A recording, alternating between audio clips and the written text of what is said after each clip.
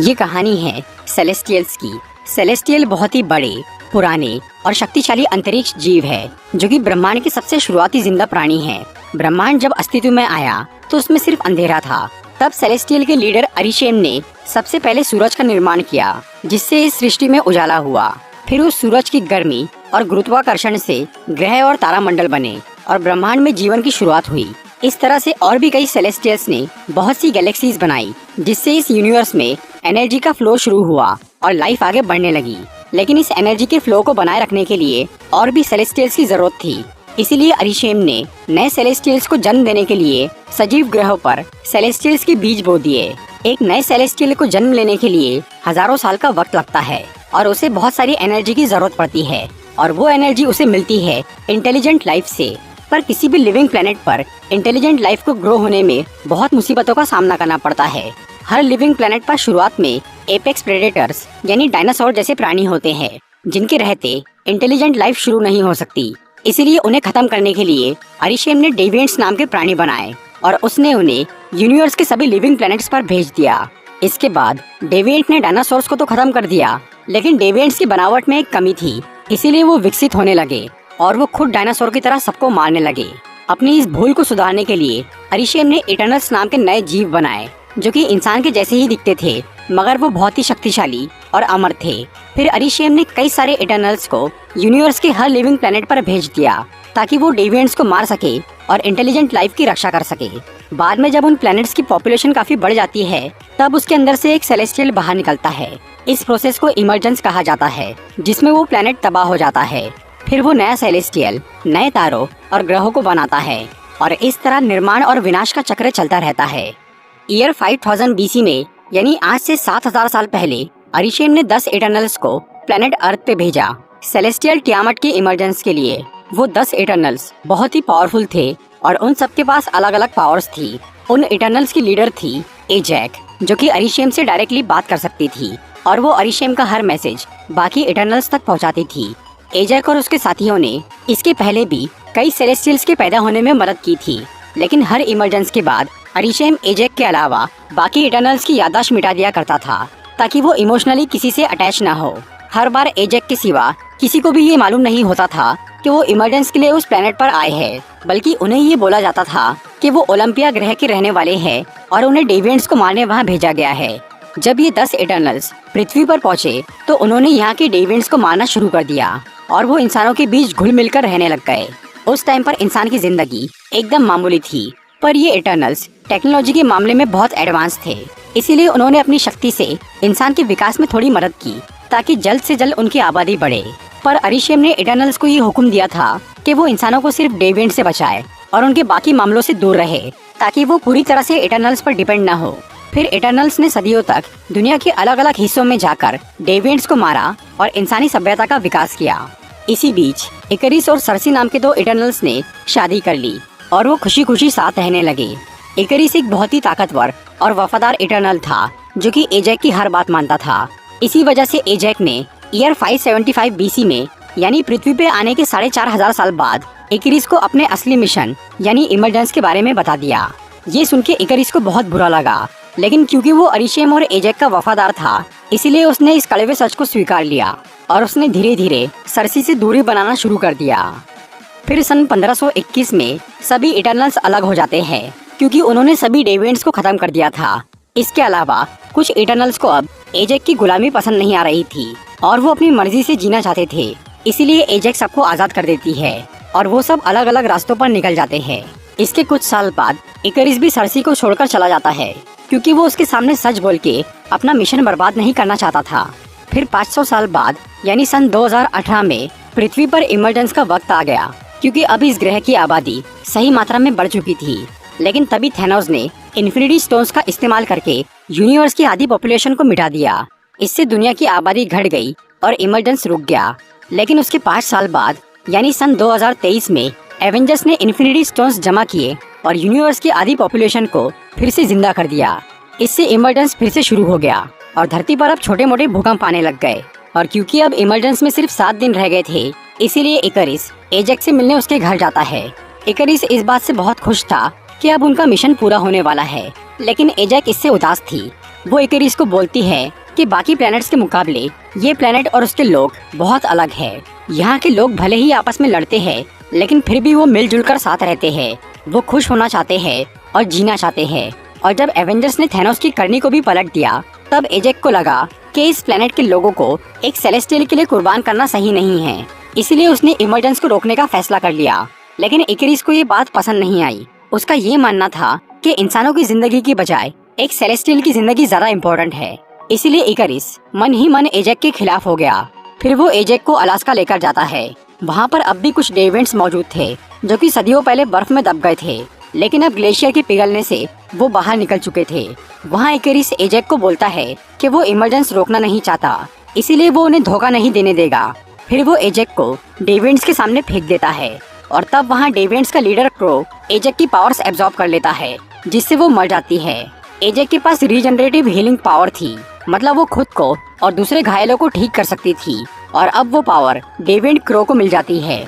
इसके साथ ही उसे एजेक की याददाश्त भी मिल जाती है, जिससे उसे समझ में आता है कि अरिशेम और इटर्नल्स ने उनके साथ क्या क्या किया है। फिर क्रो एजेक की पावर अपने साथियों में भी बांटता है, जिससे वो और ताकतवर बन जाते हैं और वो सभी इटर्नल्स को मारने निकल जाते हैं। उधर इकरिस एजेक की लाश को उनके घर पे छोड़ देता है ताकि किसी को भी उस पर शक न हो। दूसरी तरफ बाकी इटर्नल्स इस सब से बिल्कुल अनजान थे और वो इंसानों के बीच एक आम जिंदगी जी रहे थे। सर्सी अब लंदन के एक म्यूजियम में काम कर रही थी और वो स्प्राइट नाम की एक बच्ची जैसी दिखने वाली इटर्नल के साथ रह रही थी। सर्सी का इकरिस से रिश्ता खत्म हो गया था, इसलिए अब वो अपने कलीग डेन विटमैन नाम के एक आदमी के साथ रिलेशनशिप में थी। फिर एक रात जब सर्सी, स्प्राइट और डेन एक पार्टी से घर जा रहे थे, तब उन पे डेविएंट क्रो हमला कर देता है। सर्सी और स्प्राइट उसे लड़ने की कोशिश करते हैं और तभी इकरिस भी वहाँ आ जाता है, लेकिन वो क्रो को मार नहीं पाता क्योंकि अब उसके पास एजेक की हीलिंग पावर थी। फिर किसी तरह से इकरिस क्रो को वहाँ से भगा देता है।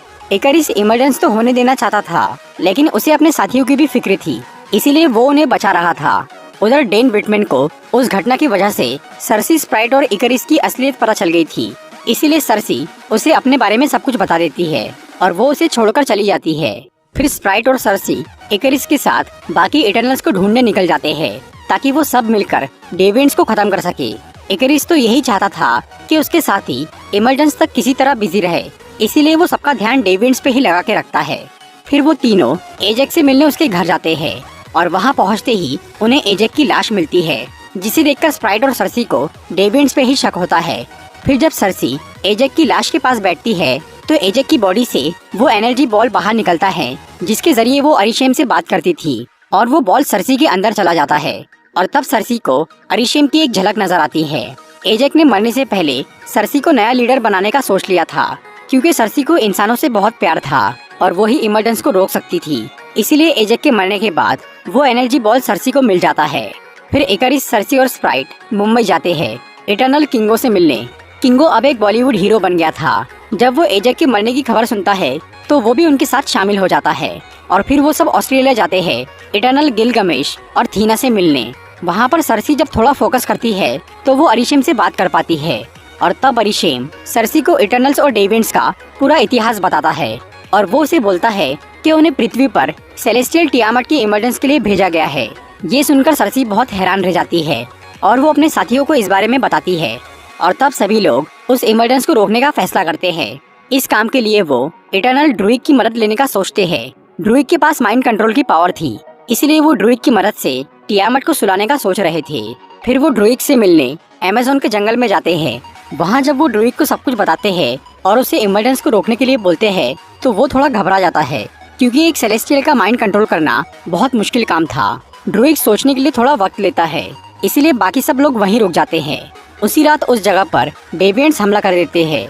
कुछ डेविएंट्स को तो इकरिस और किंगो मार देते हैं, लेकिन डेविएंट्स का लीडर क्रो गिलगमेश को मार के उसकी पावर एब्जॉर्ब कर लेता है, जिससे वो बहुत पावरफुल बन जाता है और उसका रूप भी बदल जाता है। इसके अलावा वहाँ एक अजीब घटना होती है। सर्सी, जो कि पहले अपनी शक्तियों से सिर्फ बेजान चीजों का ही रूप बदल सकती थी, वो जब एक डेविएंट को छूती है तो वो एक पेड़ बन जाता है।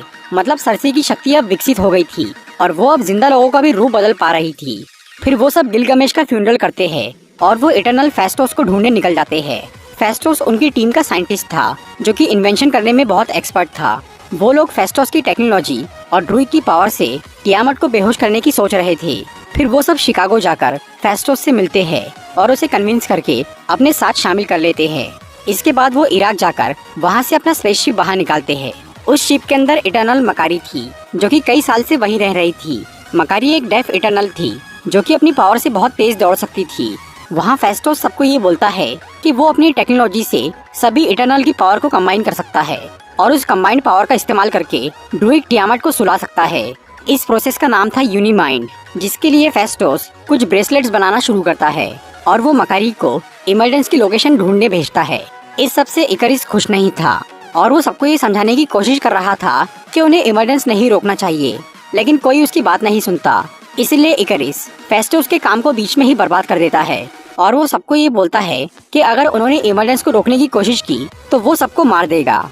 और तब सब लोग ये समझ जाते हैं कि एजेक को इकरिस ने ही मारा है, इसलिए सब उसके खिलाफ हो जाते हैं। लेकिन स्प्राइट उसका साथ देती है और वो दोनों वहाँ से चले जाते हैं। स्प्राइट इकरिस से प्यार करती थी, इसीलिए वो उसके पक्ष में थी। इसके अलावा किंगो भी वहाँ से चला जाता है क्योंकि उसे भी इमरजेंस सही लग रहा था, लेकिन वो अपने दोस्तों को नुकसान नहीं पहुँचाना चाहता था। इसीलिए ना तो वो इकरिस का साथ देता है और ना ही बाकी सबका। उधर फेस्टोस के ब्रेसलेट्स बनने से पहले ही तबाह हो गए थे और अब दोबारा वो काम शुरू करने का वक्त नहीं बचा था। इसीलिए फेस्टोस सर्सी की बॉडी से वो एनर्जी बॉल निकाल लेता है जो कि उसे एजेक ने दिया था, और उस बॉल का इस्तेमाल करके फेस्टोस काफी जल्दी नए ब्रेसलेट्स बना लेता है, जिसे पहनकर सब लोग तैयार हो जाते हैं और वो हिंद महासागर पहुंच जाते हैं क्योंकि वहीं एक ज्वालामुखी के पास इमरजेंस होने वाला था। वहाँ पहले से ही इकरिस और स्प्राइट बैठे हुए थे। जब बाकी इटर्नल्स वहाँ आकर यूनिमाइंड की शुरुआत करते हैं तो इकरिस ड्रूइग पे हमला कर देता है, जिससे ड्रूइग घायल हो जाता है। फिर मकारी, थीना और फेस्टोस इकरिस से लड़ना शुरू करते हैं और क्योंकि ड्रूइग अब घायल हो गया था, इसलिए सर्सी अपनी नई शक्ति से टियामट को मारने का फैसला करती है। उधर इकरिस और बाकी इटर्नल्स की लड़ाई के बीच में डेविएंट क्रो आ जाता है और वो सबको मारने की कोशिश करता है, लेकिन थीना उससे लड़ती है और वो उसे मार देती है। दूसरी तरफ टियामट जमीन से बाहर निकलने लग गया था, इसलिए सर्सी उसे छूकर उसे पत्थर बनाना शुरू करती है। तभी इकरिस फेस्टोस की पकड़ से छूटकर सर्सी के पास पहुंच जाता है और वो उसे मारने की कोशिश करता है, लेकिन फिर वो रुक जाता है। वो सर्सी से प्यार करता था, इसीलिए वो उसे मार नहीं पाता। और तब सर्सी फिर से यूनिमाइंड शुरू करती है और वो सभी इटर्नल की पावर्स खुद से जोड़ लेती है। इस प्रोसेस में अब इकरिस और स्प्राइट भी शामिल थे और उस कंबाइंड पावर से सर्सी टियामट के जमीन से बाहर निकलने से पहले ही उसे पूरी तरह पत्थर का बना देती है। इससे इमरजेंस रुक जाता है और पृथ्वी बच जाती है। इसके बाद इकरिस को अपने किए पर बहुत पछतावा होता है, इसीलिए वो सर्सी से माफी मांगता है और वो धरती छोड़कर सूरज में समा जाता है। उधर सर्सी के पास अब भी यूनिमाइंड की थोड़ी पावर बची हुई थी। उसका इस्तेमाल करके वो स्प्राइट को एक इंसान बना देती है, क्योंकि स्प्राइट को बच्ची बने रहना पसंद नहीं था और वो भी बड़ी होकर दूसरों की तरह जीना चाहती थी। अब धरती पर बचे रह गए थे 6 इटर्नल्स, जिनमें से मकारी, ड्रूइग और थीना अपना स्पेसशिप लेकर स्पेस में चले जाते हैं ताकि वो ब्रह्मांड में मौजूद दूसरे इटर्नल से मिलके उन्हें सच बता सके। और सर्सी, किंगो और फेस्टोस अपनी अपनी जिंदगी में लौट जाते हैं। फिर सर्सी डेन विटमैन से मिलती है। डेन उसे प्रपोज करता है और वो सर्सी को अपनी फैमिली की हिस्ट्री के बारे में बताने की कोशिश करता है, लेकिन तभी सेलेस्टियल अरिशेम पृथ्वी के पास पहुंच जाता है और वो सर्सी, किंगो और फेस्टोस को अंतरिक्ष में लेकर चला जाता है। अरिशेम उन्हें बोलता है कि उन्होंने इंसानों को बचाने के लिए एक सेलेस्टियल को कुर्बान किया है, इसीलिए अब वो उनकी यादों से ये तय करेगा कि क्या इंसान सच में बचाने लायक है या नहीं। फिर अरिशेम उन तीनों को लेकर कहीं चला जाता है। उसने फिलहाल तो पृथ्वी को बख्श दिया था, लेकिन वो कुछ समय बाद वापस लौटेगा और अपना फैसला सुनाएगा। मूवी के मिड क्रेडिट सीन में हमें दिखता है कि थीना, मकारी और ड्रूइग कुछ दिनों से स्पेस में ट्रेवल कर रहे थे और अब उनके दोस्तों ने पृथ्वी से जवाब देना बंद कर दिया था, जिससे उन्हें समझ में आ जाता है कि फेस्टोस, सर्सी और किंगो किसी मुसीबत में हैं। तभी उनके स्पेसशिप में एक पोर्टल खुलता है और उसमें से 2 लोग बाहर निकलते हैं, जो था थैनोस का भाई इरोस और उसका साथी पिप। थैनोस और उसका पूरा परिवार इटर्नल प्रजाति का था, लेकिन थैनोस के अंदर गलती से डेविएंट का डीएनए आ गया था, इसीलिए वो थोड़ा अलग दिखता था। और उसका भाई इरोस एक पावरफुल इटर्नल था, जिसे स्टार फॉक्स के नाम से भी जाना जाता था। यहाँ वो थीना, मकारी और ड्रूइग को बताता है कि उनके साथी बहुत बड़ी मुसीबत में है और वो उन्हें बचाने में उनकी मदद कर सकता है। मूवी के पोस्ट क्रेडिट सीन में हमें डेन विटमैन नजर आता है, जो कि अपने म्यूजियम से एक तलवार निकालता है। ये तलवार डेन के पूर्वजों की थी, जिसका नाम है एबिनी ब्लेड। इसका इस्तेमाल करने वाले इंसान को कुछ शक्तियाँ मिल जाती है, जिससे वो ब्लैक नाइट नाम का एक हीरो बन जाता है। पर ये एक श्रापित तलवार है जिसे इस्तेमाल करने वाला अक्सर बुरा बन जाता है, इसीलिए डेन उसे उठाने से डर रहा था। पर आखिर में जब वो उसे उठाने का फैसला करता है तब कोई अनजान आदमी उसे रोक लेता है। तो दोस्तों ये थी इटर्नल्स मूवी की एक्सप्लेनेशन वीडियो।